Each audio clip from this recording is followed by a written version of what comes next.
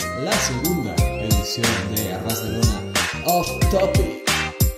Les saludamos desde, están escuchando desde arrasdelona.com, también en Apple Podcast, Google Podcast, iVoox, en YouTube y también, por supuesto, en Spotify. El día de hoy, como dije, la segunda edición de este nuevo programa, de este nuevo trayecto que estamos escribiendo en arrasdelona.com, en donde vamos a hablar de un tema pues bastante cercano, diría yo, en la nostalgia, en el corazón de todos los fanáticos del wrestling. Y para ello traje a quien es, por supuesto, el integrante más joven de Arras de Lona, y ese es Carlos Ryder. Carlos, ¿cómo estás? ¿Qué pasa, Walter? Qué raro se me hace que estemos tú y yo solos grabando un podcast. Ya sé. Esto es histórico, ¿eh? Esto es histórico. Es el The Greatest Crossover in the History. O sea, los Avengers, una mierda comparado con lo que está pasando hoy en Arras de Lona. Que también te digo que es curioso que Arras de Lona empezó en 2014, si no me equivoco, ya hace 6 años. Y claro, por aquel entonces decir que yo era el integrante más joven de Arras de Lona tenía bastante más sentido, porque hace 6 años yo tenía 15 años. Pero claro, teniendo en cuenta que ha pasado 6, claro, ahora 21, seguramente hayan muchos oyentes mucho más jóvenes que yo. O sea, ese efecto de la estrella en ciernes, ¿no? Del joven talento en mí, eso se ha desvanecido completamente con el paso de los años de Arras de Lona. Que yo espero que haya pues varios jóvenes que nos escuchan. Yo a veces me pongo a pensar, ¿no? Que cuáles son las personas que nos escuchan. Porque, por ejemplo, cuando una vez con Gin, me acuerdo que eso fue para Puro Talk. No, eso fue para Lucha Libre, que recibimos una pregunta de una chica de Venezuela. Y para mí, imagínate lo extraño que es ya de por sí que tengamos público femenino, más allá de sí, la que con la quien estemos saliendo, sino alguien de mi país. O sea, ya de por sí me resulta pues extraño, ¿no? Aunque una vez sí me ha pasado aquí, bueno, yo lo conté cuando fui a los shows de Impact, a las primeras grabaciones a las que asistí, pues eso de que sí me reconocían de Arras de Lona y eso. Entonces, imagínate, no sé, y siempre he tenido esa curiosidad. El hecho es, Carlos, que el día de hoy, ¿por qué te he traído acá? Pues te he buqueado en esta ocasión porque vamos a hablar de un tema bastante cercano, como ya dije, a la nostalgia, al corazón de los fanáticos del wrestling, y eso es el cómo nos hicimos fans del wrestling. Para empezar, pensando en cómo abordar este tema desde un inicio, primero comentar mi edad, tengo 25 años. Yo empecé a ver wrestling, no te sé decir la edad exactamente, pero yo empecé a ver wrestling, si ponemos una acontecer así importante, cuando John Cena ganó su primer campeonato mundial en WWE.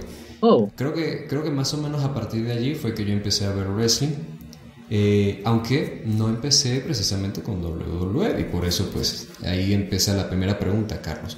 ¿Tú te hiciste fan del wrestling? ¿Qué edad tienes ahora? Ya, bueno, ya nos dijiste 21 años, obviamente. Pero empezaste a ver wrestling a los 15.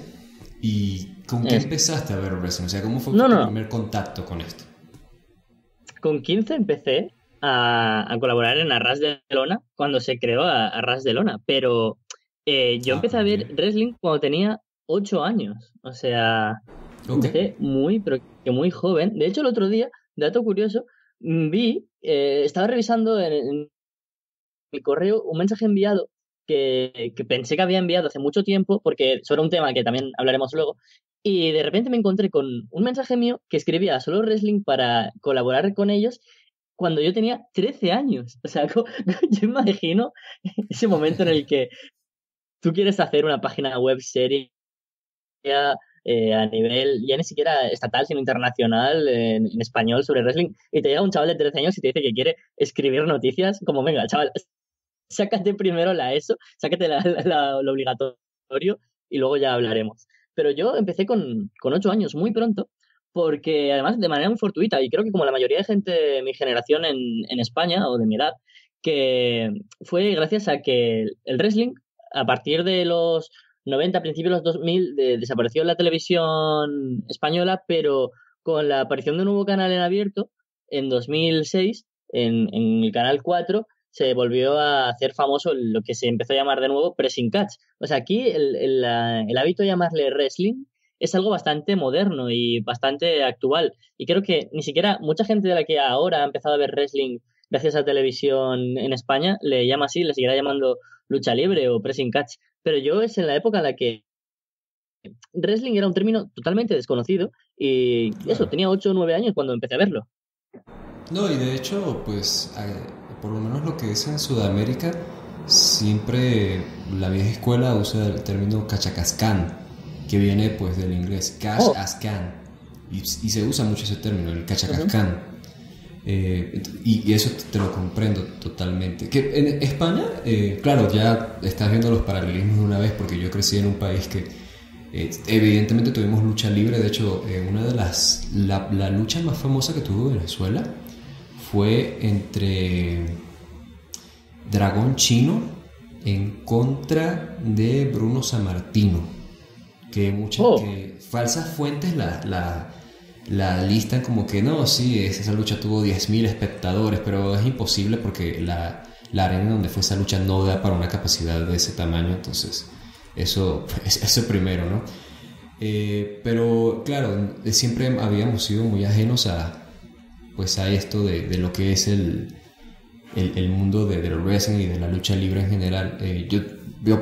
Para no tocar esos temas, pues sí, o sea, y tú por otro lado, España, o sea, país europeo, acceso a información de todos lados, con cadenas, ujú. con, qué sé yo, con canales de cable y demás, pero no solamente de WWE, sino también en España sé que haya habido pues transmisiones de cosas como Michinoku Pro, que es uno de Sí. los casos más curiosos en esto que es para nosotros los fans, ¿no?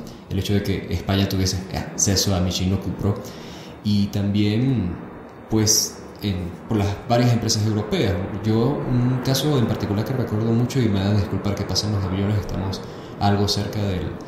cerca del aeropuerto internacional, pero ya los aviones van, pues, aterrizando, ¿no?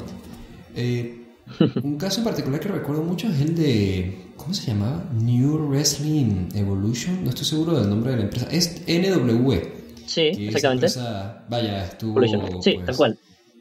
bueno, ¿quién estuvo? Black Pearl, que es uno de la familia Anoa'i, estuvo Pac, cuando era Jungle Pac, Ujú. eh, creo Orlando que Jordan, Booker Orlando T. Jordan, que fue campeón, y ahí, bueno, el caso más famoso que fue Orlando Jordan en contra de The Ultimate Warrior, que ahí fue la última Ujú. lucha de Ultimate Warrior.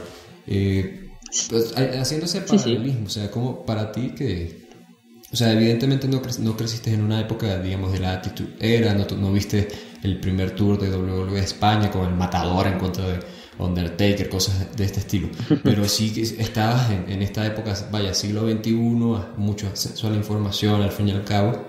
Eh, ¿Cómo llegas tú al Ujú. wrestling? O sea, ¿cómo o qué es el medio por el cual tú lo descubres y dices, oye, pues, esto me gusta, vamos a ver de qué trata, ¿no? Mm. Yo creo que como la mayoría de gente eh, que ya lleva un bagaje de wrestling de varios años, cuando, como dices, Internet todavía no se había desarrollado, pero en España la verdad es que los medios de comunicación son algo muy, muy potente, tanto los más tradicionales como los más novedosos. Y en televisión fue un boom total. Recuerdo que el wrestling en España, cuando anteriormente, pongamos en los años 90 con WCW, cuando la época de Hart Foundation, Hulk Hogan, Undertaker y demás, se emitía en Telecinco. Pensemos que las privadas a España llegan a finales de los 80, principios de los 90, y durante esa década, pues es un país, España, que está un poco después de la transición. Recordemos que España es un país que estuvo durante más de 50 años durante una dictadura fascista, y eso hizo que hubo un periodo como de autarquía, ¿no? Pues de medios y de comunicación y demás. Y de repente España se abrió a todo eso en los 90. Y en la década de los 2000 eso se fue desarrollando más y más todavía. Y cuando llegó el wrestling de nuevo, en 2008, cuando yo empecé a verlo, eso fue un boom para todos los niños, para todos los chavales, porque estábamos viendo algo que la gente mayor de generaciones mucho más anteriores a las nuestras tenían en su imaginario, pero para nosotros era la primera vez que conectábamos eso. Claro, No sabíamos quién claro. había sido Hulk Hogan, no sabíamos quién había sido Stone Cold Steve Austin. Era la primera vez que conectábamos. Entonces, para nosotros y para muchos de los que, por ejemplo, compañeros de clase de aquella época, pero que nunca más vieron wrestling y alguna vez pues me ven o me comentan algo de que estoy viendo wrestling, siempre me comentan luchadores como Batista, Rey Mysterio, John Cena, Undertaker, Mark Henry. Esos son los referentes de nuestra época. Y eso se convirtió en un boom exponencial a que todos esos personajes característicos fueran de lo que nosotros comentábamos, coleccionábamos cartas. Las cartas es lo siguiente que recuerdo después de la televisión. Las cartas y los videojuegos. Recuerdo que también sobre esa época, 2007-2008, es cuando sale la PlayStation 3 y la PlayStation 2 obviamente ya fue un boom increíble, pero con PlayStation 3 y con la Wii y con otras consolas, ese desarrollo también de una manera más amplia de los videojuegos llega como al mainstream. Puedes coleccionar cartas, lo que te hace recordar a la gente, ¿no? Querer saber más. Videojuegos, que es la manera con la que más conectabas siendo chaval, ¿no? Al final. Y eso mezclado a la televisión eran como los medios que hacían que el wrestling en España durante la época 2008 y 2009 fuera para los chavales el centro de todo. A todo el mundo nos gustaba el wrestling. Seas chico o chica, vivieras en una punta de Castellón, en la otra de España, da igual dónde, que todos teníamos un gusto común por ponernos en la televisión a ver wrestling, a jugar las consolas, a jugar en la consola, a echar combates y a coleccionar las cartas. Fíjate que mencionas el tema de los videojuegos y me hiciste acordar de algo que qué bueno que lo recordé para tocar el tema acá. Yo, mira, para que te quedes loco, yo llegué a tener un PlayStation 1 y tengo en Venezuela, bueno, mi hermanito tiene un PlayStation 3, pero el uno, yo no sé de dónde saqué yo ese juego. Yo creo que no era mío, creo que fue que alguien me lo prestó a mí o se lo quedó, porque así también me llegaban juegos, ¿no? Pues yo era el que tenía el Play, ¿no? Entre mis amigos yo era el que lo tenía. Y me acuerdo perfectamente que tenía un juego de WCW.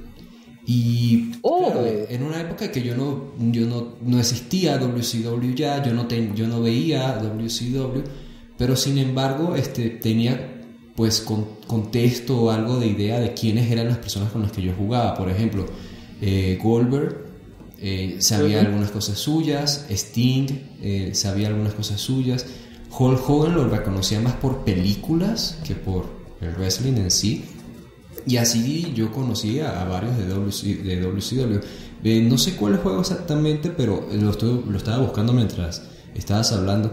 Creo que es WCW NWO Thunder, que es un juego del 99. Pero, o sea, yo lo tuve en el 2000 y algo. El hecho es que veo los gráficos y claro. Juraría que es este. O sea, pero la verdad no estoy seguro. El hecho es que sí, o sea, imagínate. O sea, yo jugaba con esas personas sin yo saber con quiénes estaba jugando, ¿sabes? Y en videojuegos sí es verdad que también pues ha sido el contacto de muchas personas. Yo por ejemplo he conocido personas que cuando les menciono no que yo sigo pues wrestling y tal, y de inmediato les digo WWE para que traten de tener un poco más de idea. Me dicen sí, SmackDown versus Raw, y yo me quedo así, pues ya, entiendes, ¿no? De inmediato, porque es algo que ellos pues relacionan muy rápido. Y es verdad, eso es digamos, una fuente de información que no había contemplado, pero pues sí, la verdad sí. Y oye, ahorita mencionas, entonces, la primera empresa que viste fue entonces WWE. Sí, tal cual. Empezaron a emitir, si no me equivoco, solo los domingos wrestling.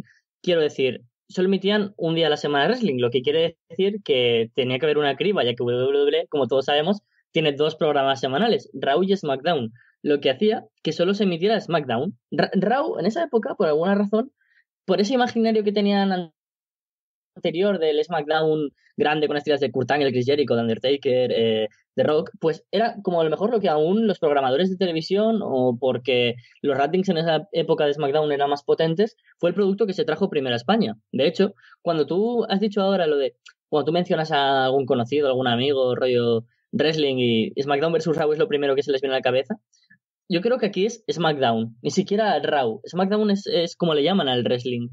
Para ellos es el SmackDown, es el término, por decirlo de alguna manera. Y es que recuerdo que era una época en la que personajes como Edge, el Enterrador, Rey Mysterio Batista, eran muy importantes en el wrestling, pero aquí en España se recuerda más a gente como Mr. Kennedy, como Finlay, como Carlito. O sea, es extraño, ¿no? Ese midcard es el que se hizo popular porque en España una cosa muy importante también que hizo que ganara popularidad fueron sus comentaristas. Héctor del Mar, que falleció el año pasado, y Fernando Costilla. Claro. Fernando Costilla era comentarista de humor amarillo, un programa de comedia basado, o sea, ¿sabes el programa de Takeshi Castle? ¿Castle?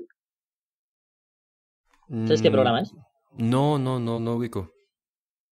Es un programa de China, rollo de aventuras, rollo Grand Prix, donde tienen pues unos concursantes, hacen pruebas y demás. Pues aquí Ah, el chino Cudeiro, claro. Sí, el chino Por ahí hubieras Cudeiro, empezado. exactamente. Gacela Thompson, Pepe Livingston. Aquí en España se crearon miles de personajes de ese programa porque los comentaristas se inventaron todo el lore, ¿no? De lo que era. Se inventaban las historias sobre los personajes, el chino Cudeiro. Y de alguna manera los comentaristas son los que daban personalidad. Y en el wrestling pasaba lo mismo. Las catchphrases que tenía Héctor del Mar eran súper reconocidas para el mundo y tú, ahora mismo estoy seguro que a cualquier chaval de la época le preguntas con qué se despedía Héctor del Mar y sabría recitarte la que estoy porque he venido, que era la frase típica de Héctor del Mar y cada una de sus muletillas. Y también ese Mauro Ranallo español que sería Fernando Costilla, un hombre que siempre, que sigue siendo el comentarista WWE a día de hoy en Mega, y que eso también te hacía de alguna manera meterte más. Y la WWE aquí creó un fenómeno de fans por todo lo reconocible que era. Entonces, esa época de SmackDown, de lo caricaturesco, se convirtió en el inicio para que luego trajeran Raw y que eso exponencialmente llegara a que cualquier cosa relacionada a los medios, a los videojuegos, a cualquier medio de entretenimiento, buscara wrestling. Ya no buscaban ni siquiera WWE. Lo que querían era ese entretenimiento de, a lo mejor, atracciones del batacazo, de las historias, de los personajes caricaturescos y de la pelea física entre ellos como algo que llamaba la atención. Entonces, WWE yo creo que ha sido en España casi lo primero que ha visto todo el mundo. Puede que luego sí que haya gente que no, porque, como bien digo, se convirtió en un fenómeno exponencial que llegó a atraer a España un montón de empresas. Sabes que ahora también que mencionas lo de SmackDown, sé que no tenemos que dar opiniones así del wrestling, pero lo voy a dar una acá en off topic, porque total, aquí hablamos de lo que se nos venga en gana. Y por cierto, dos cosas, vaya, qué desorden de programa. Ni siquiera toqué el tema inicial contigo y ya les voy diciendo que acomodé algo en mi micrófono, así que tal vez en este momento me estén escuchando algo mejor. Y sí, Totalmente. en primer lugar, que les quiero decir, mencionas eso de SmackDown y sí, algo que estoy de acuerdo es que, ¿sabes por qué creo que era tan especial? No tanto SmackDown, sino que diría, pues, WWE en sí, la presentación de las dos marcas, es el hecho de que yo realmente sentía que ambas marcas no se parecían y sí parecían, pues, dos empresas distintas, caso contrario a cómo se está Sí, manejando hoy en día, ¿no? Claro, tenían algo de ventaja, entre comillas, en aquel entonces una sola marca tenía división de mujeres, la otra tenía división de cruceros, una tenía, qué sé yo, siempre tenía el paralelismo de tener un campeón heel, el otro tenía un campeón babyface y así por ese estilo de cosas. Eh, y justo, pues, veo que igual coincide un poco en lo que estábamos hablando, el hecho de que con la coronación de Batista y John Cena, pues como que se marca la época, ¿no? Y al fin y al cabo WWE es la empresa sí. pues más influyente, ¿no? Entonces ya, pues en ese punto, pues claramente, al ellos marcar una época, también empiezan a marcar la época la industria en sí.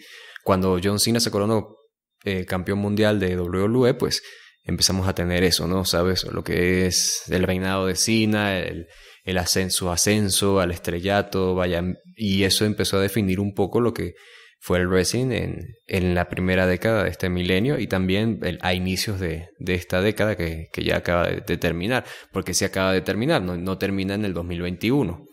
O sea, por favor. No, a ver, o sea, es que ya tocando este tema, es que qué estupidez, o sea, Sí, porque hay mucho tonto. cuando tú tú cumples años, no es como... O sea, cuando tú cumples años es tu primer cumpleaños, ¿sabes? O sea, tu primer cumpleaños no empieza desde el cero. Quiero decir, transcurren pues 10 años. O sea, no, bueno, ¿cómo lo digo? En fin. Sí. Una cosa que también que quería mencionar, porque tuviste la oportunidad, yo no lo había mencionado. ¿Sabes cuál? La primera empresa que yo llegué a ver, y creo que algunos que nos están escuchando se van a identificar. La primera empresa que yo llegué a ver en mi vida, al menos que yo recuerdo, ni siquiera fue mexicana, fue IWA de Puerto Rico. IWA, International Wrestling Association, fundada por, si mal no recuerdo, Víctor Quiñones, que es promotor puertorriqueño que llegó a tener también IWA en Japón y así. IWA empezó extraño porque era un territorio de desarrollo de WWE, pero no tenía, digamos, tenían gente en teoría en desarrollo, pero luego la mayoría de sus eventos no eran con gente con contratos, sino que de pronto a una vez al mes iban Kane y Undertaker con Viscera y alguien allí, Al Snow, qué sé yo. Tenían una lucha de parejas en el main event y ya, ahí está, ¿no? La presentación de gente de WWE. Y de ahí fue que yo conocí a gente como Slash Venom, Mr. Rating Ray González, qué sé yo. También estaba el chico legal, el Chicano. ¿Quién más así? El León Apolo que pues todavía está teniendo carrera. El ilegal, el Chicano, él por lo menos él llegó a luchar en AAA, tuvo un recorrido muy muy corto. Él es hermano de Miguel Cotto, el boxeador, y Rey González, que es como, qué sé yo, como una estrella muy muy local en Puerto Rico. Y por supuesto, quien se volvió uno de mis favoritos, pues Ricky Banderas, es decir, el Mesías, quien hoy está como el Mesías. Gilbert el Boricua, claro, no sé, que Judas Mesías, Mil Muertes, lo reconocen de muchas formas, ¿no? Pero sí, fíjate, y por lo menos yo creo que eso influyó en mi forma de ver un poco el wrestling, porque a pesar de que si yo soy muy fan de la lucha libre mexicana, porque fue lo que más me atrajo y ya les digo que WWE no fue lo primero que vi. Igual algo interesante pasa con el caso de Puerto Rico, que es que ellos se presentan como lucha libre, pero, o sea, quiero decir, cuando hablan de las empresas allá dicen de lucha libre, hablan de lucha libre y así, pero su presentación es de algo de wrestling. Por ejemplo, IWA es International Wrestling Association.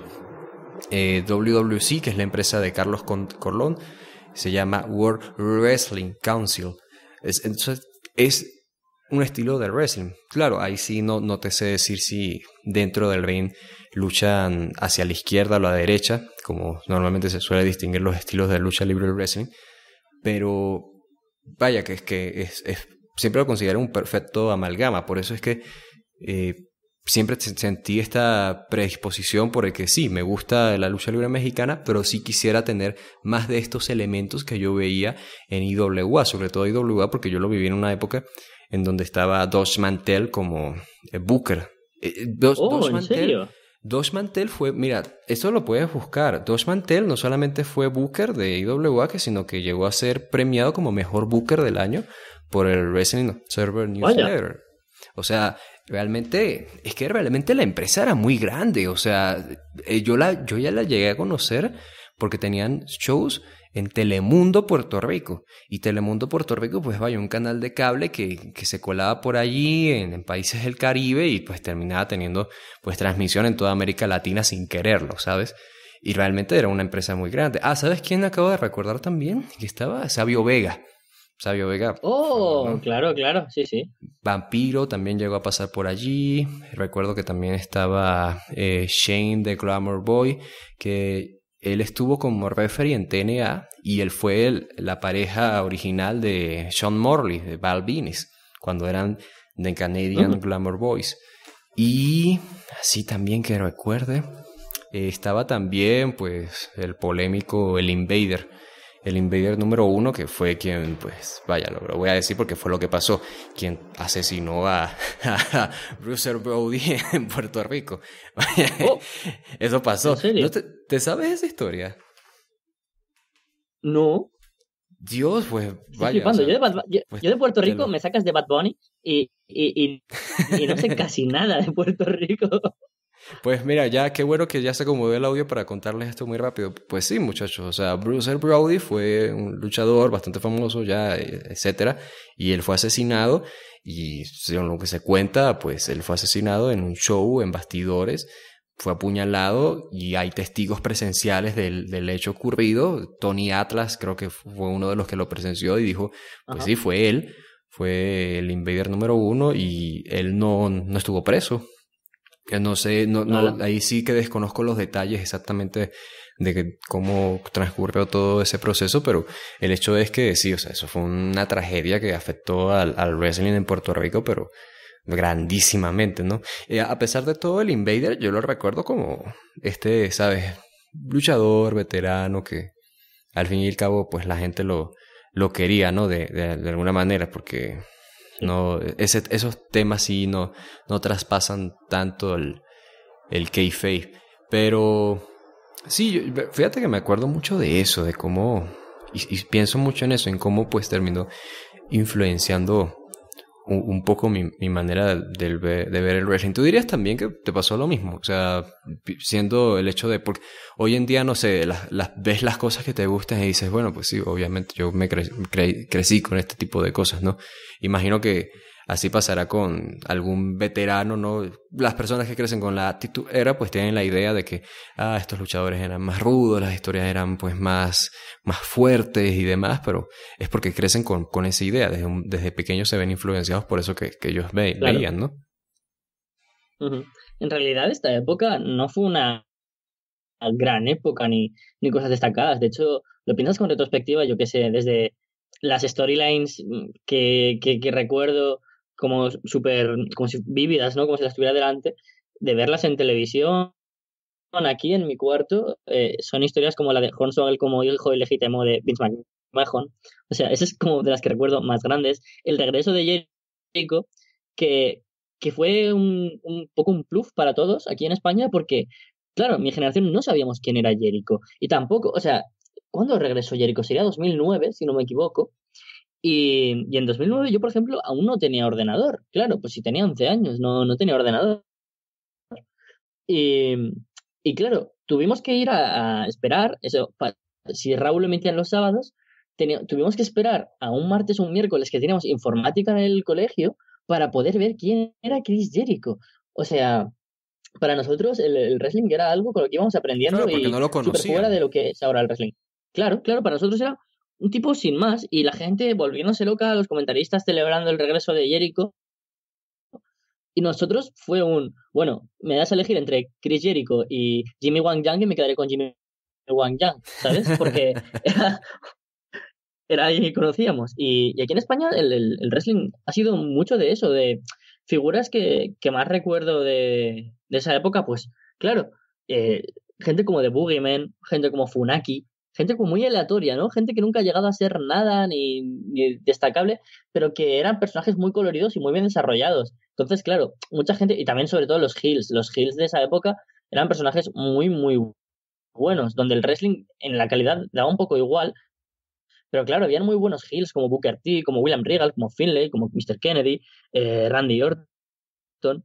Y esa época sí que la recuerdo más fuerte que la entrada de Raw, pero también recuerdo la entrada de Raw como algo más como un salto de calidad, ¿no? Porque recuerdo que de repente pues empezamos a conocer a John Cena, a Shawn Michaels, eh, no sé, a un montón de gente que no conocíamos y que de repente aparecían en nuestra pantalla como también parte de WWE. Y yo recuerdo especialmente que el draft aquí en España se vivía como una noche, como si fuera el draft de la NBA.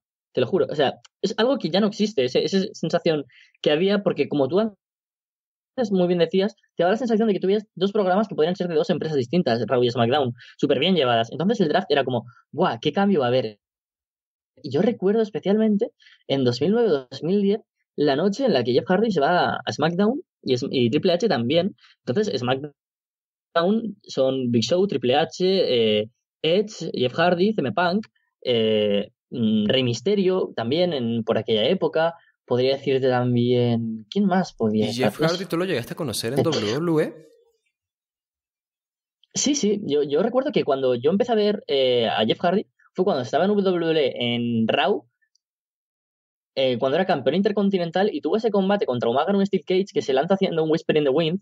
Y, o sea, yo eso lo recuerdo porque es Sí, un recuerdo que sí. tengo de la infancia, no es porque es algo que yo que sé, se menciona habitualmente en las conversaciones del mejor de la década o recuerdos de Jeff Hardy, no, es porque es de mis recuerdos que más flipé cuando era pequeño. Cuando Jeff Hardy en Raw hacía ese Whisper in the Wind. Y claro, yo también me acuerdo que había muchas figuras que sorprendían también por ese estilo. Y el otro día que en Twitter se puso de moda esto de poner como el wrestler favorito por décadas, ¿no? Y vi que casi todos mis amigos de aquí de España era una época como que sí que teníamos muy claro quién era nuestro favorito, porque generalmente siempre era pues Jeff Hardy, John Cena, Batista, luchadores muy vistosos. Y claro, aquí nunca hemos tenido una influencia de Europa de wrestling. Aquí en Inglaterra el wrestling, eso, hasta el gran boom que dio empresas como Progress, como RevPro, como ECW, hace nada, cuestión de 5 o 6 años, el wrestling en Europa era súper desconocido y en España, pues todavía menos. Obviamente habían campamentos y cosas como la SWA, recuerdo algún show de solo wrestling antiguo y alguna cosa así, pero nada, por ejemplo, yo creo que esa El influencia que tú genérico tienes llegó a luchar de. en España, de hecho. Sí, sí, y Claudio Castagnoli, y Chris Hero, y Angélico, y campamentos con Carl Anderson y con Zack Sabre Jr., con Rocky Romero, un montón de gente. Aquí en España, durante los 2010, se desarrolló bastante en España. Y de hecho, diría que a lo mejor, no sé si era en 2011 o por ahí, hubo un show en la Cartuja en Sevilla, como muy grande, donde estuvo Angélico, donde estuvo, si no me equivoco, Doug Williams. Había un montón de gente bastante importante de una empresa que ya nunca más he vuelto a saber mucho de ella.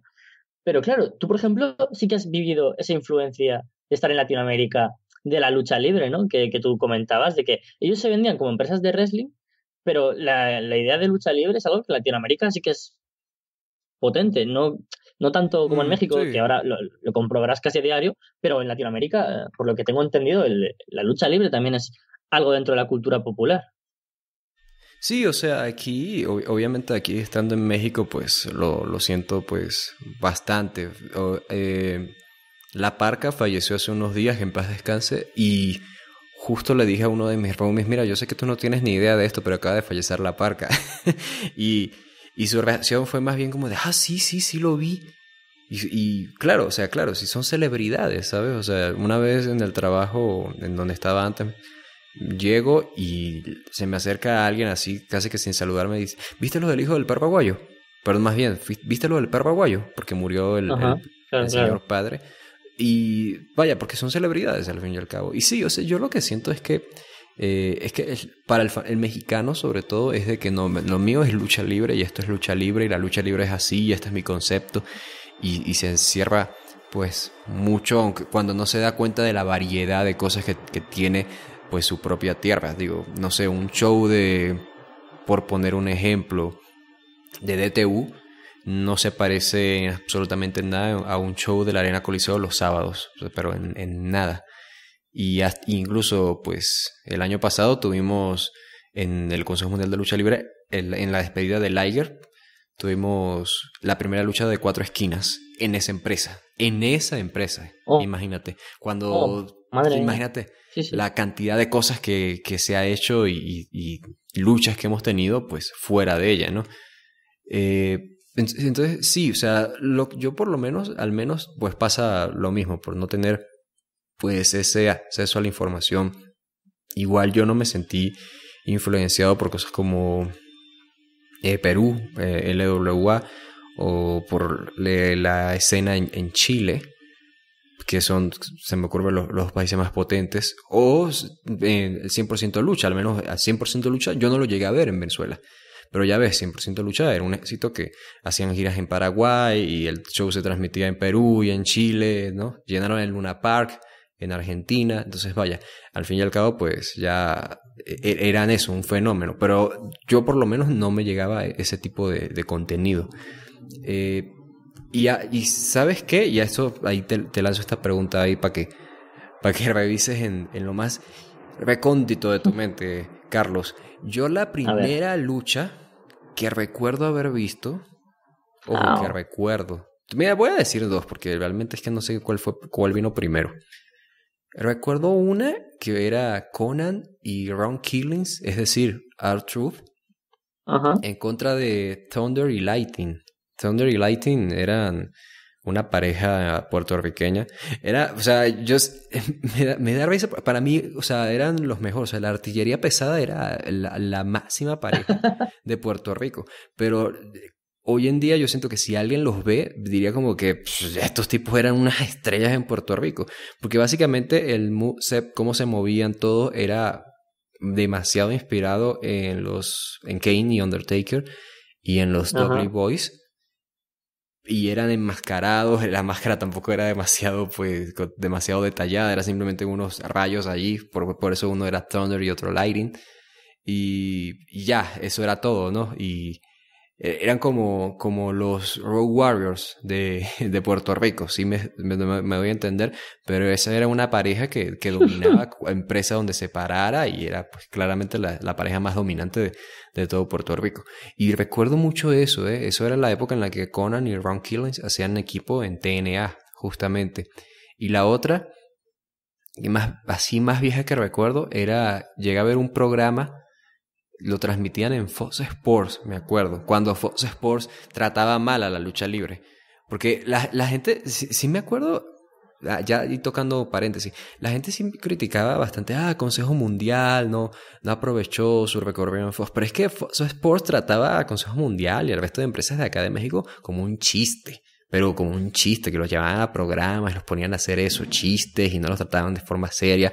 En cambio, con WWE, obviamente tienen a Jimena Sánchez y a la otra tipa, la rubia, la mujer de Finn Balor, haciendo shows en la noche, ¿sabes? O sea, vaya, se ve cuál les genera dinero y cuál no. Y me acuerdo que llegué a ver un programa de 1 hora de WWA, que era una empresa que existía en Tijuana.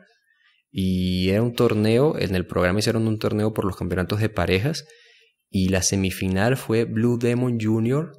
y Nicho el Millonario. Nicho el Millonario es el original Psicosis, en contra de el hijo del perro aguayo y el hijo del santo. O sea, que para mí eso, ¿sabes? Para mí eso era impactante porque, wow, mira, el Blue Demon Jr. contra el hijo del santo, ¿sabes? Y es de las luchas más viejas que yo recuerdo. Y en ese torneo estuvo, obviamente, L.A. Park junto con Super Parker. Y aquí pues, te toca a ti, Carlos. ¿Cuál es la primera lucha que recuerdas haber visto, o por lo menos la más vieja que tú tengas allí en el rincón más recóndito de tu mente? Carlos. Soy imbécil, estaba silenciado y yo hablando solo. Tú cuéntame, adelante.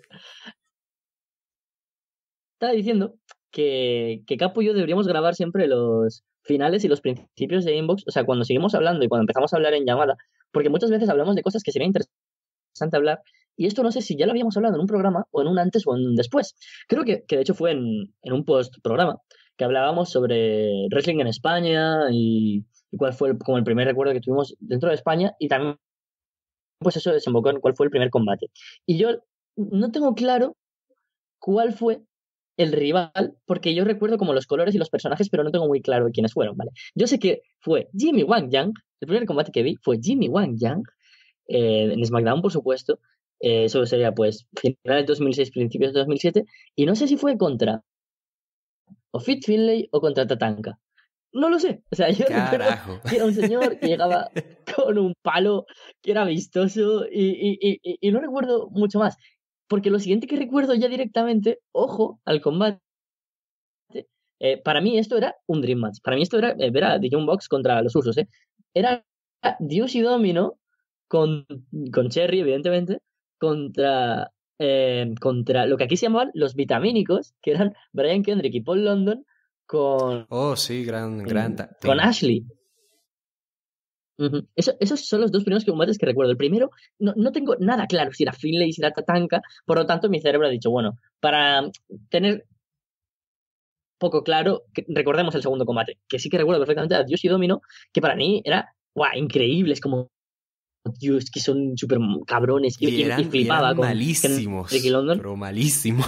eran horribles. Es que ninguno ha triunfado después. Yo recuerdo cuando no sé si Deuce o a Domino era el hijo de Jimmy Snuka, el hermano de Tamina, y le pusieron el personaje de Jimmy Snuka en Raw, cuando se empezaba a crear The Legacy, con Randy Orton, con un samoano Ujú, que sí. llamaban Manu, Ted DiBiase, y ahí pusieron también a Jimmy Snuka, y era patético, era malísimo. Y el otro fue Cliff Compton, que fue a Ring of Honor, y tampoco hizo nada porque eran malísimos. Y eso fue los primeros combates que yo recuerdo ver en España. Y en realidad, no recuerdo muy bien cómo, pero creo que alguna vez, cuando hablaban de pay-per-views y cosas, se llegó a emitir algún combate, algún pay-per-view o algo, pero aquí se emitían en privado, ¿sabes? En el Digital Plus. Había que pagar por los pay-per-views y aquí en Fox o en alguna televisión de alguna cadena privada por cable, pues sí que la gente podía seguir más wrestling. De hecho, creo que hasta emitían FW cuando lo compraron y demás.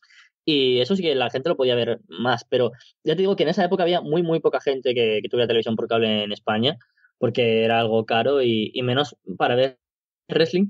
Pero sí que te digo que una de las cosas que también recuerdo, y antes quería decirte, y no sé por qué se me ha pasado, y es que cuando te hablaba de que hubo un boom tan grande donde lo que importaba es que fuera wrestling y da igual quiénes fueran, de dónde vinieran y todo, que un día fui a la gasolinera, ya ves tú qué tontería, a acompañar a mi madre a que se comprara pues la típica revista del corazón, ¿no?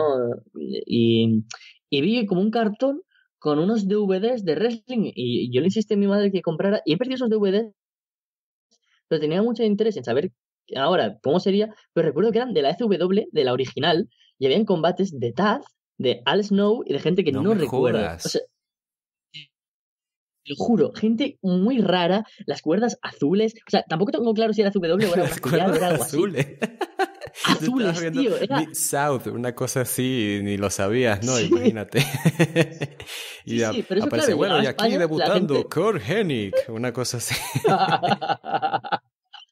algo así, algo así. O sea, yo recuerdo a Taz como en la portada y claro, Taz luego, FW aquí en España no se emitió, pero yo a Taz lo conocía por los videojuegos y por las cartas. Entonces yo decía, wow, este tiene que ser como la estrella más grande que ha habido aquí del hardcore o de algo. Para mí Taz era algo súper impresionante y cuando se convirtió en comentarista pensé, pues sí que tiene que ser antiguo esto que acabo de ver y yo pensaba que a lo mejor era recién traído, recién horneado, ¿no? De Estados Unidos. Porque claro, en aquella época el DVD era la industria en la que llegaban los pay-per-views aquí a España. Si tú querías ver un pay-per-view o pagabas mucha pasta por verlo en directo, o tenías que esperar a que llegaran los DVDs. Ya, o sea, ahora lo tenemos todo muy fácil gracias a Internet, pero antes ver un pay-per-view, aquí por lo menos en España, era muy difícil. Y aparte de esos DVDs, ¿no te acuerdas de la primera mercancía, algo relacionado al wrestling que tuviste? Porque yo por lo menos no llegué a Sí. tener nada, o sea, pero durante años yo no tuve nada y ¿En yo por serio? eso es que ahora soy feliz con, qué sé yo, tengo una playera de AJ Styles, tengo máscaras, ¿sabes? Pero no, antes yo no tenía pues Sí. absolutamente nada. Un amigo, ¿sabes? Un amigo, oye, pues, cosas que hace uno de niño, ¿no? El machismo presente en los niños. Un amigo mío me acuerdo que tenía una gorra de John Cena, pero haz de cuenta que pues no tenía el logo, sino que tenía pues literal a John Cena. Y de tanto bullying terminó arrancando a John Cena ahí de No, la... ¿Sabes por qué? Porque se cansó del bullying porque le hacían, porque tenía un tipo sin camiseta en la gorra. no, hombre, no. Me acuerdo de eso, me acuerdo muy vívido de eso, porque yo lo que pensaba más bien era como que tú no sabes lo difícil que es conseguir eso para que tú lo desperdicies ¿sabes? Ya uno ya de grande se da cuenta de la estupidez la inmadurez también que uno tenía en aquel entonces. Pero sí te acuerdas de la mercancía sí que llegaste a tener, juguetes seguramente, ¿no? No, mira, juguetes no tanto. Aquí en España los juguetes no. De hecho, la primera figura que tuve, en las que ahora las tengo delante, yo mira, tengo figuras de Sting, de Edge, de Zack Ryder tengo hasta 3, de Daniel Bryan, de Nakamura y de Yoshitatsu, porque venía con una de Zack Ryder. No tengáis en cuenta lo de Yoshitatsu. Ahora diríamos que es una porque gran estaba en leyenda actual de ECW, Japón. ¿verdad? Me acuerdo. Claro, exactamente. Entonces vienen las dos figuras. Lo primero de mercancía fueron las cartas coleccionables, las Lamina Cards, que volvían y que comentaba antes, y el videojuego del SmackDown vs. Raw 2007 para PlayStation 2, porque existía la retrocompatibilidad entre consolas. Y yo me compraba la PlayStation 3 y no había ningún videojuego para PlayStation 3, me compré el de la 2. Pero de lo que diríamos que es merchandising más normal, no fueron juguetes, sino que eran como falsificaciones, ¿sabes? Mercancía de mentira que había, rollo en mercadillos, en ferias, cosas así, como a lo mejor una réplica de la máscara de Rey Misterio, pero hecha de tela, ¿sabes? Que era súper cutre, que seguro Claro, que mi claro. primo tiene por algún lado todavía. Y eso, hostia, es que esto sí que, madre mía, ahora haré foto y te la enviaré para que la pongas en este frame en algún lado o lo pongamos en Twitter o algo. Esto No, se sí, convirtió o en un sea, boom. tienes que... Esto se publica todos los viernes, así que el viernes ya sabes qué es lo que vas a hacer, ¿no? Sí, completamente. O sea, se convirtió en un boom tal que, por un lado, yo recuerdo que mi primo tenía, ¿sabes? Los sitios donde, por ejemplo, para ahorrar espacio y guardas CDs o DVDs o eso, ¿sabes? Que es como por laminitas. Sí, claro. Pues eso, mi primo tenía uno de Batista. Por alguna razón, hasta de eso se hizo merchandising. O sea, Pero hay algo eso, o todavía sea, pero mejor. no un CD, sino lo que cubría a los CDs No, no. era de Batista. Sí, para guardar más. De Batista, sí. Que recuerdo que a mi primo, cuando le dejó gusto del wrestling, fue cuando, en 2010 o algo así, eh, y quería seguir usando eso para los juegos de la Wii. Es que imagínate la Wii, Dios madre mía, me siento súper añejo con esto. Y lo cubrió con fotos de Cristiano Ronaldo en el Real Madrid. En fin, muy triste. Mm, Pero yo lo primero que sé, que tengo conciencia, que tengo, aparte de la máscara esta de mierda del Rey Misterio, es una cartera, o sea, un monedero de metal que salen Edge, que sale Batista y el otro, no sé si es Undertaker o Rey Misterio, juraría que es Rey Misterio, pero es una cartera en la que todavía guardo ahí monedas y cosas y la tengo, pero súper presente, porque además cada vez que abro la mesita la veo. Entonces, es muy aleatorio las cosas que se tenían aquí en España. Yo la primera camiseta que tuve, o sea, y falsificaciones de camisetas ni te digo, yo tenía camisetas de claro. Undertaker, de Triple H, de John Cena, pero eran muy malas, de muy mala calidad. No eran estas camisetas pues WWE negras con el logo o algo, no, eran camisetas super old school, que dices, rollo Hardy Boys de estas que su cara muchas veces bajo psicodelia azul, pues de esas camisetas tenía un par de Undertaker y de Batista y de demás, pero lo que aún recuerdo y mantengo es este archivador de CDs de mi primo de Batista y mi cartera de Edge, Batista y Rey Misterio. Pero no sé, era como muy aleatorio lo que llegaba a España. Se vendía todo de wrestling. No, claro, pues lo mismo, ¿no? Estamos hablando de país europeo, llega mercancía de todos lados, qué sé yo, información de todos lados, digo, pues lógico, ¿no? Oye, y ya para ir cerrando este tema, porque tú no te vas de aquí sin que te haga la pregunta random de off topic, sobre cómo nos iniciamos en el mundo del wrestling. ¿Recuerdas seguramente cuál fue tu primer show del wrestling, verdad? Eso quiero que me lo digas, no te puedes ir sin decírmelo. O sea, mi primer show de wrestling al que acudí en vivo. Sí, claro. Claro, pues aquí en España, cuando hubo todo el boom, WWE pues venía pues, a las ciudades grandes, a Madrid, Barcelona, alguna vez puntual a Valencia, a, que me pilla bastante cerca, a Sevilla, a Málaga, a Coruña, pero claro, al tener yo 11, 12 años, no iba a hacer que mi madre o mi padre o quien fuera pagara además una entrada para mí, una para él o para ella, ir hasta Valencia para ver wrestling. Y yo no vi wrestling por primera vez en vivo hasta que estuve en la universidad. Es decir, hace 4 años, cuando yo tenía 18, Claro. o sea, claro, 4 no 3 años, claro, claro, estamos en cuarto de regla.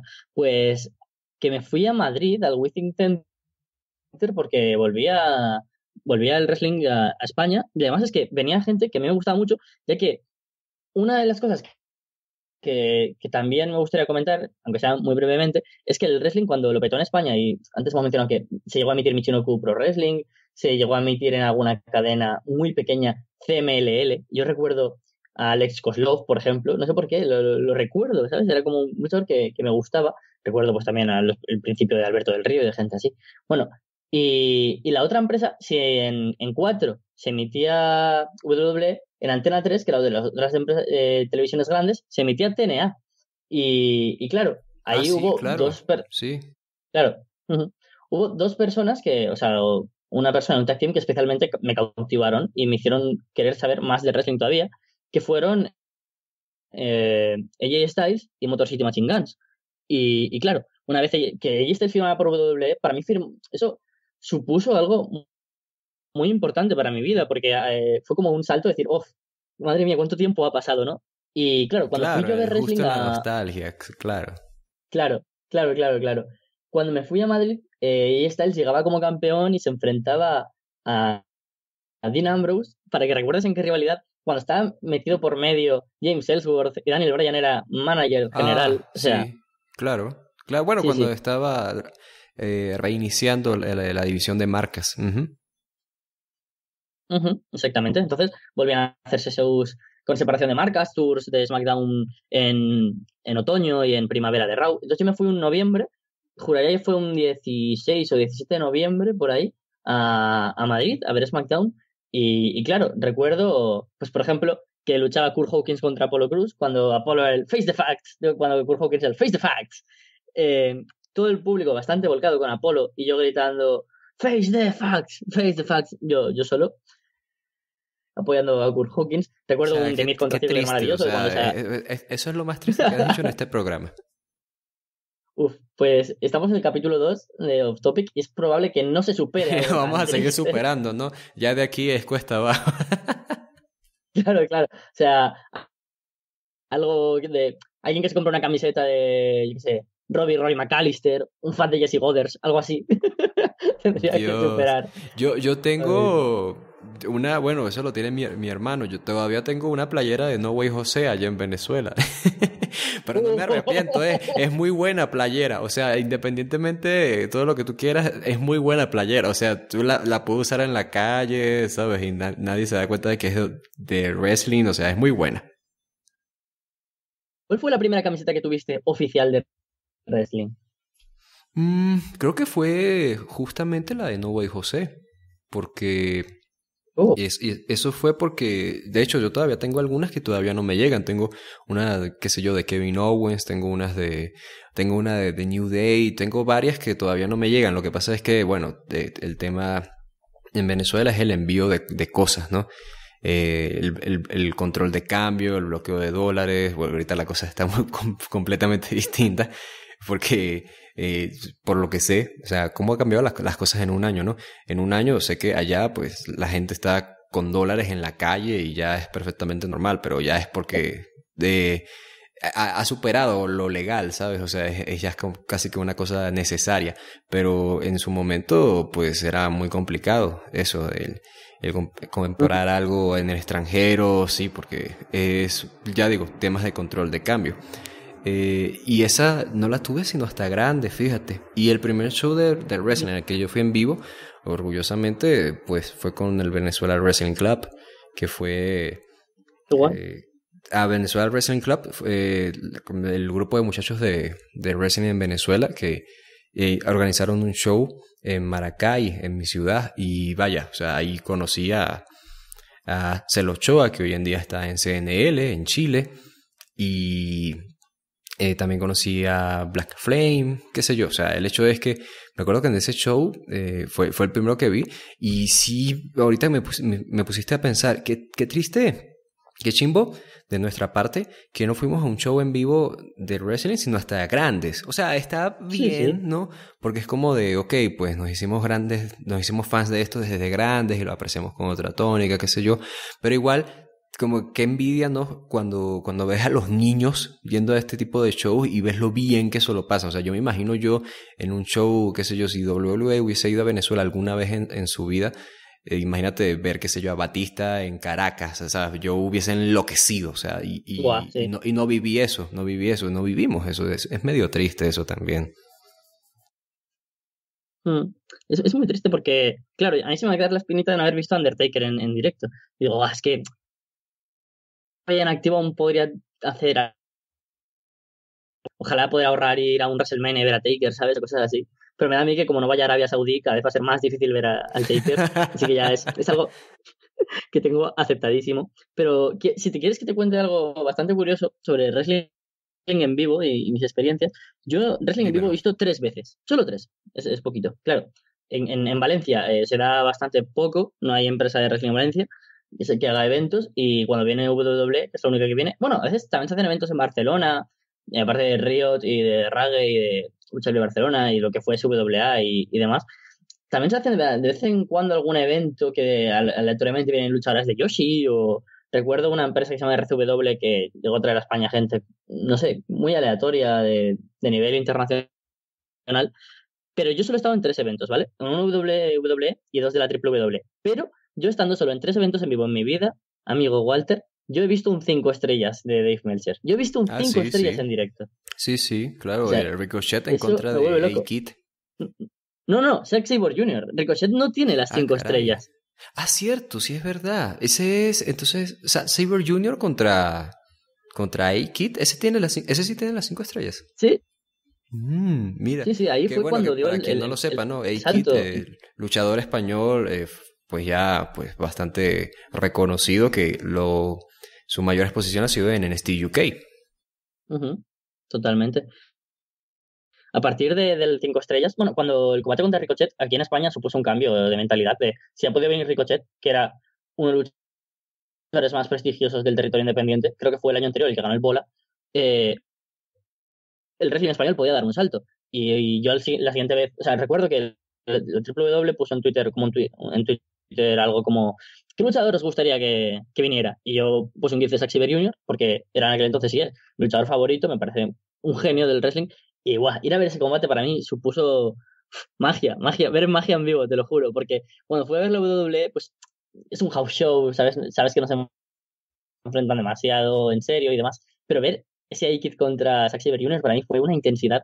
Y cuando Meltzer dijo que le había puesto 5 estrellas, dije, ¿qué? Espérate, he visto en mi vida 10 combates literalmente en vivo y uno de ellos está categorizado como uno de los mejores combates que se pueden dar. O sea, me pareció Brutal, brutal. alucinante y la verdad es que en eso he tenido mucha suerte porque he visto poco wrestling en directo, pero he visto a Zack Ryder, que es obviamente de luchadores más importantes de mi vida. He visto a Zack Sabre Jr., he visto a Mike Quackenbush, o sea, he visto un 5 estrellas, estoy súper... He visto a John Moxley, estoy muy contento con lo que he visto. ¿Verdad que sí? Llegaste a ver a Mosley cuando estaba como Dean Ambrose. Bueno, yo así, para presumir un poco, ya total, ¿no? Pues, he tenido la suerte que he visto, pues, muchos nombres pues, mexicanos reconocidos, qué sé yo. Flamita, los hermanos Dinamita, Rush, L.A. Park, Pial, Yushin Oh, Liger, que fue, vaya, grandísimo, ¿no? El nombre quizás más grande que he visto. increíble. Ya dije la par, no sé, algunos jóvenes por allí, qué sé yo, Aramis, que está teniendo hoy en día más exposición, ya mencioné a Flamita, y estuve en bastidores de shows aquí en México, y fui a bueno, te estás enterando ahora, porque creo que no se los había mencionado, fui a las últimas grabaciones de Impact, en donde vi, obvio, Sami Oh, Callihan, Moose, Tessa Blancha, todo esto, pero también voy a ir a las grabaciones de este viernes en Ciudad de México, así que vaya, voy a ver a la oh, primera campeona mundial de la historia en vivo, ahí para que lo tengas. Es más, quizás mientras la gente Qué está escuchando envidia. este programa, yo estoy ahí en el Frontón, México. Pero bueno, Carlos, ya para ir cerrando esto y no dejarte sin la pregunta random, yo cerraría esto, pero no puedo cerrar esto sin la pregunta random que debía haber hecho al principio. Esto es off topic, hablamos de lo que se nos venga en gana. Así que, Carlos, de Friends, ¿cuál es tu Friends favorito? Uf, mira, la semana pasada, cuando hiciste la pregunta de Alessandro sobre la pizza con piña, ya era una respuesta, la de Alessandro, que acarreaba una respuesta negativa por parte del público, ¿no? Es algo que es sabido por muchos, pero que Alessandro es fan de la pizza con piña, yo también, no me escondo, ya es algo que se ha comentado, pero hoy se abre un melón todavía más grande. No me gusta Friends. No me gusta Friends. Ay, bueno, te gusta Survivor, ¿no? ¿Qué, Sí. qué podíamos esperar de ti? Es Pero, o que, sea, te ni lo juro, siquiera tienes no uno me hace gracia Friends. favorito. O sea, es que esa es la típica serie que siempre está allí, que tienes que verla, o sea, la veas o no, ¿sabes? O sea, es como de, mira, sí, déjala ahí en el televisor, ¿no? Mientras estoy aquí cocinando. Uf, sí, pero es que aquí ahora, de repente, no sé si ha pasado allí en México o en Venezuela, porque era cuando estabas allí, pero estos últimos 2 o 3 años ha pegado un boom de nuevo volver a ver Friends. De la cultura mainstream se ha llenado de Friends y eso me cansa todavía más porque nunca me hizo gracia. Como mucho diré, y así puedo responder a tu pregunta random, que Phoebe es un personaje que me hace gracia y me parece un personaje muy caricaturesco, ¿no? Pero de todas las historias de, pues, Rosie, Mónica, de Chandler y no sé qué, pues yo de eso estoy cero interesado, cero. El personaje de Phoebe me parece peculiar, gracioso, pero la verdad es que soy bastante hater de Friends, de hecho. Mm, fíjate, qué decepción. Yo pensé que íbamos a tener incluso hasta debate. ¿Sabes qué? Yo por lo menos creo que mi favorito probablemente... caray, creo que igual y puede ser Chandler. ¿Sabes qué? Chandler es Ujú. un caso curioso, porque el caso de Chandler es que las mujeres siempre andan así, ay, no, yo quiero un Chandler en mi vida. ¡Mentira! No, no es cierto, deja de mentir, no, porque o sea, perdóname, pero Chandler tenía éxito con las mujeres en la serie, no, en absoluto, ¿por qué? Porque ninguna mujer lo quiere a él, o sea, ya está, o sea, porque siempre hablan de que quieren un Chandler, pero terminan yéndose con un Joey. Eso ya, alguien tenía Ya. que decirlo, yo lo dije, o sea, eso es así, eso es la realidad, Carlos, ¿qué te puedo decir? Pero bueno, Sí, ya, yo de Friends sé bastante sin haberla visto, ¿eh? Quiero decir, claro, es que he oído pues tantas tantas conversaciones en referencias, esta vida. tantas cosas, obvio. Sí. Y si te sirve de consuelo, había escuchado ya eso de algún amigo o alguna amiga que había dicho, el pobre Chandler, que es el más majo y el más bonito de toda la serie y es el más pringado porque nunca nadie quiere nada con él en temas, pues, por ejemplo, amoroso. Y es una pena, ¿no? Y mucha gente dice que me parezco a veces a Chandler, así que me duele esa comparación. Ay, caray. No, pero, o sea, ¿qué decirte? O sea, al fin y al cabo, bastante referencia. Y justo que lo que decías, que hoy en día, pues, tiene como este auge de popularidad de vuelta. Yo creo que es muy lógico, porque es simplemente... ¿Te acuerdas cuando, por ejemplo, Volver al Futuro, cuando salió Volver al Futuro en los Ujú. 80, fue en los 80, no, bueno, qué sé yo, qué importa. Vas de cuenta que salió en los 80, pues fue porque la gente pues, sentía esta nostalgia por los años 50. Y pues este auge en popularidad de Friends creo que es precisamente porque estamos viviendo la adultez de la generación que se crió en los 90. Entonces pues sienten esa conexión de vuelta, ¿no? Y justamente pues Friends, que es una serie muy noventera, pues lo más noventera posible, pues Ujú. termina teniendo pues esa conexión. Pero ya hemos hablado bastante de nostalgia, hemos hablado bastante pues de memorias aquí en Off Topic. De nuevo les agradecemos por habernos escuchado en esta segunda edición del programa y también quiero mencionarles, ustedes cuéntenos qué tal, cómo se hicieron fan del wrestling, cuál fue la primera lucha que vieron, la primera empresa, sienten que les influyó en cierta manera. Y por supuesto, si fueron a algún show en vivo de niños, a diferencia de nosotros. Ya estaremos esperando esos comentarios. Mientras tanto, Carlos, pues nos vamos despidiendo. Ya pues quedará para una próxima ocasión a ver si te llegamos a escuchar en Inbox o en algún otro programa. Y pues seguimos viendo entonces cuándo nos podamos reencontrar en otra ocasión en este espacio. Por suerte, Off Topic se ha convertido en una suerte para vernos y con mucho gusto volveré más veces. Les agradecemos entonces así por habernos escuchado a través de Apple Podcast, Google Podcast, en arrasdelona.com, en iVoox, en YouTube y también en Spotify. Yo soy Walter Rosales y junto a Carlos Ryder les decimos un abrazo y gracias por su atención.